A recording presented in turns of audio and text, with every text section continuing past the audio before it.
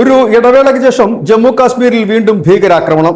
ഇന്നലെ നടന്ന ഭീകരാക്രമണത്തിൽ ഒരാൾ കൂടി ഇപ്പോൾ മരിച്ചിരിക്കുന്നു. ആ മരണം സ്ഥിരീകരിക്കപ്പെട്ടിരിക്കുന്നു. ഛത്തീസ്ഗഡ് സ്വദേശികളാണ് മരിച്ച രണ്ടുപേരും.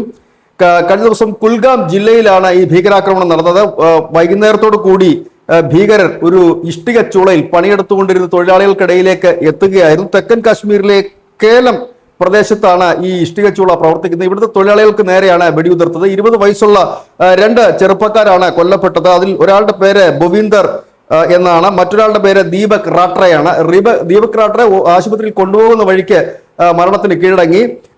ബൊവീന്ദർ ആകട്ടെ ആശുപത്രിയിൽ എത്തിയതിനു ശേഷം ചികിത്സയിൽ ഇരിക്കെയാണ് മരിച്ചത്. ഏതായാലും ഇതിന് 10 ദിവസം മുമ്പായിരുന്നു അനന്തനാഗ് ജില്ലയിൽ ഒരു പോലീസ് ഉദ്യോഗസ്ഥരെ ഭീകരർ വെടിവെച്ച് കൊന്നിരുന്നു. ഏതായാലും ഇത്തരത്തിൽ തന്നെ വീണ്ടും പതുക്കെ ഭീകരാക്രമണത്തിന്റെ ഒരു അലയൊലികൾ ഇപ്പോൾ ജമ്മു കാശ്മീരിൽ തലപൊക്കി തുടങ്ങിയിരിക്കുന്നു. കൂടുതൽ സേനയെ ഇവിടെ വിന്യസിച്ചിട്ടുണ്ട്. അന്വേഷണം ആരംഭിച്ചിരിക്കുന്നു. 3ഓളം ഭീകരരാണ് ഈ തൊഴിലാളികളെ, ഇതര സംസ്ഥാന തൊഴിലാളികളെ കൊലപ്പെടുത്തിയെന്നാണ് വിവരം. നമുക്കറിയാം 2024 സമാനമായ രീതിയിൽ ഇതര സംസ്ഥാന തൊഴിലാളികളെ ലക്ഷ്യമിട്ടുകൊണ്ട് ഭീകരാക്രമണം ജമ്മു കാശ്മീരിൽ നടന്നിരുന്നു. News desk news India Malayalam.